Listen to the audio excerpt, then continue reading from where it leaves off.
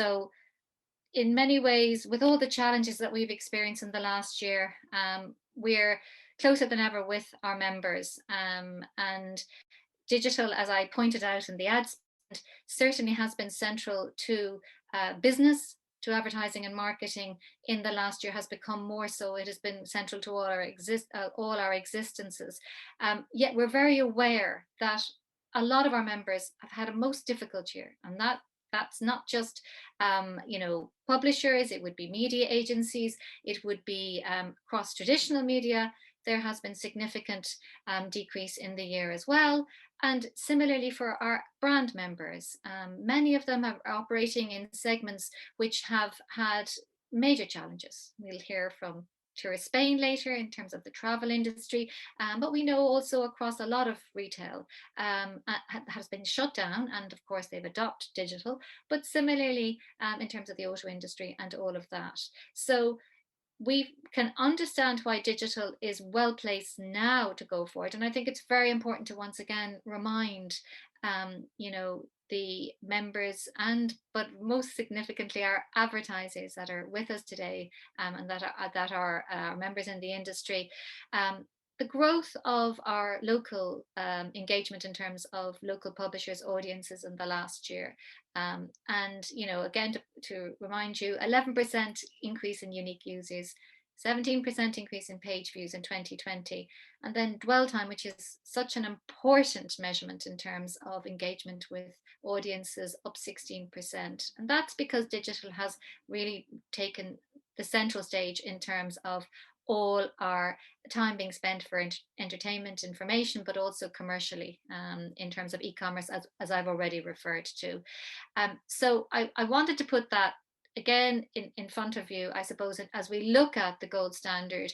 And while digital is very well placed from numbers and engagement and users, there was also a need for us as an industry to look at providing more trust and confidence in advertisers and to justify that increase in spend. And so to remind you, what is the gold standard all about? There are 4 key pillars to reduce ad fraud by implementing IAB Tech Labs, ads.txt and Sellers JSON and OpenRTB. All of these tools are open source, freely available, and they provide transparency in terms of the supply chain, which is something that was very much required, and also gives trust and confidence in terms of the actual sellers of digital advertising. And as in that way, it helps to very much reduce ad fraud. And then looking at brand safety, the standard there is TAG, a global standard. We'll hear more about that in the panel, and the impact of that and the importance of that, because for brands and advertisers, we know brand safety is one of the top concerns. And this element in gold standard and the proofs required, again, really help our community and our industry to have trust and confidence in their partners. The experience for all of us as users, we want that to be better. We want to ensure that users enjoy their digital advertising and do not find it annoying, and that do not, as a consequence, embrace ad blocking.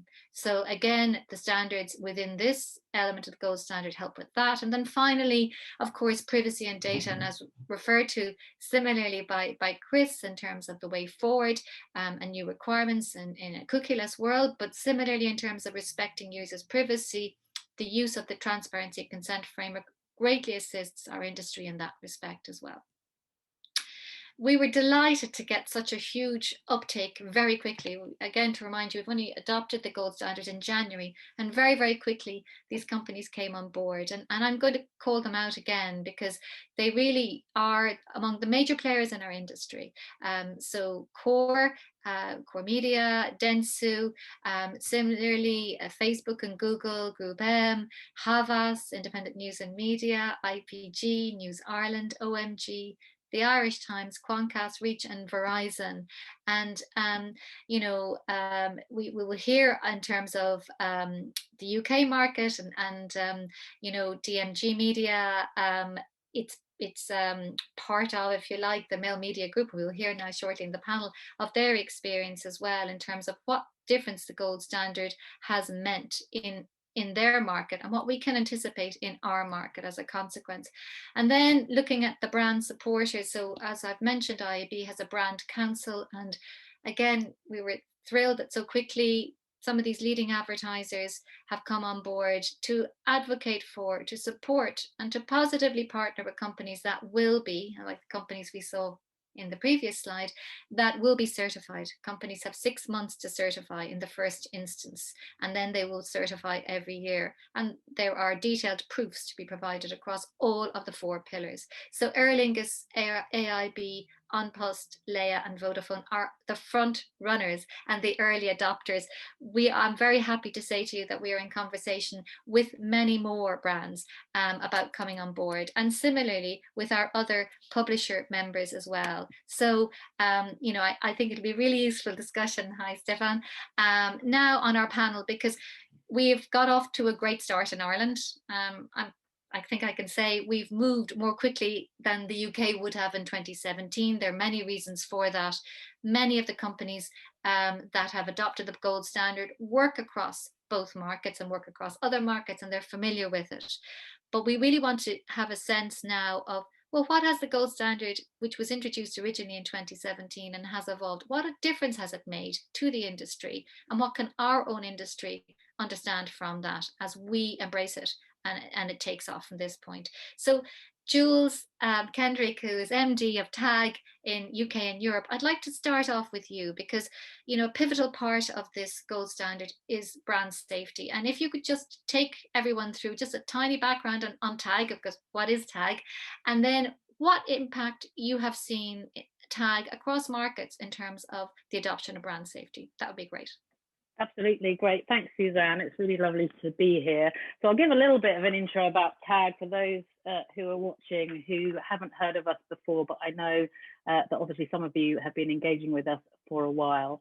But for those that don't, TAG, it stands for the Trustworthy Accountability Group. As Suzanne mentioned, I specifically look after the UK and Europe. So TAG is a cross-industry, not-for-profit, self-regulatory organisation. It was set up about 6 years ago. We have head offices in Washington, New York, and London. And really, we were set up to tackle criminal activity and promote brand safety. So we offer companies right across the digital ad industry one set of global standards with one compliance process, that's the audit that Suzanne mentioned, and one price point. And so our mission really is to help the global digital ad industry eliminate fraudulent traffic, facilitate threat sharing, and promote brand safety, which is more specifically what we're going to touch on obviously today. We have a really global community, just shy of 700 members. We're operating across 6 continents, 33 countries, and nearly 40% of our certifications actually cover the global operations of the company. So yes, a truly global business, but we have a very strong footprint here in Europe. We have members in over 15 countries, and nearly 2/3 of those are actually headquartered in the UK. So obviously we're talking specifically here the standard, the Brand Safety Certified program, which has been going since 2014, iterating ever since then. And again, one of the most important things about this standard is that it requires independent validation. That's by a third-party auditor, no marking your own homework. Someone else is doing it for you. It takes about 4 months to do the audit, so it's a very in-depth process, and I'm sure that Stefan and Ryan will be able to tell you a bit about that. But essentially, the overarching aim of the standard is to reduce the risk of ad misplacement, to ensure that a brand is safe in the environment that it has chosen to advertise in. And we have 115 companies right across the supply chain who are adhering to that standard. And that success really has been because of partnerships, such as the partnership with IAB UK and now with IAB Ireland, because really to address the challenges of brand safety, we need participation and adoption. Otherwise, it doesn't work. It's all well and good having the standard, but if no one's using it, if no one's asking for it, then it becomes irrelevant. And if we as an industry want to self-regulate, which we do, then the standards show us that we can do that. So yeah, as I mentioned, much of the success has been the partnerships that we've had right across the world with trade bodies, and also working closely with brands. I mean, I don't want to talk too much, Suzanne. If you have other, I was just going to talk a bit about the IB, about IB UK and the gold standard. So we partnered with IB Gold Standard when they launched, as you mentioned, 2017. Right from the beginning, Brand Safety Certified was the brand safety program within that. And that really enabled us to grow very quickly for the Brand Safety Certified program. We're really sort of a hockey stick of growth because of the huge backing that IB gave it in market alongside the other trade bodies. And then as that participation started to grow, it kind of became, although it's not mandated in market, but it kind of became a requirement, an expectation that if you want to take a brand's money, you need to prove that you are providing a brand safe environment for them. So we see more and more from the buy side, that kind of requirement. We see it on RFPs. ISBA has it in their media services framework. So while, again, it's not mandated, it's required. And we see brands and agencies, they're either asking for IB Gold Standard or they're asking for Brand Safety Certified. Essentially, it's the same thing. And they are, they want to make sure that their vendors are part of that. So yeah, that's really important and great, obviously, for us launching with Ireland, as you say, already 14 registered members. The Irish market is incredibly important for us to enable us to grow globally, to ensure that we're covering more than just the biggest markets. We need to cover every market. So yeah, participation and adoption, those are my keywords that you'll hear me mention all the time. Thank you. Ryan, I think we're very interested in the experience of Mail Media Metro because really from the point of view of the experience of a publisher, you've been really, as a company, leading in this respect in terms of an early adoption and proceeding very quickly, I think, to the version 2 and all of that. And it's very interesting for us because the equivalent of your company here, your Irish arm is DMG Media, and which was one of the first adopters as well. So could you just share briefly with us the positives you've seen as a business and the trust and confidence that has come from Gold Standard? Of course. Thank you, Suzanne. And you didn't necessarily tell us the powerfulness of the presentations that were going to precede this session. I thought they were amazing, and all the things that they were talking about we should be doing. But this is just as important, and we're hopefully going to impress upon you why it is. So why am I here? I'm actually the tag compliance officer for my organisation. I was involved in the Gold Standard Working Group from its inception 3 years ago, and we're one of the first companies. I've actually been through 3 tag audits so far with an auditor ABC, but you can use whichever auditor you want.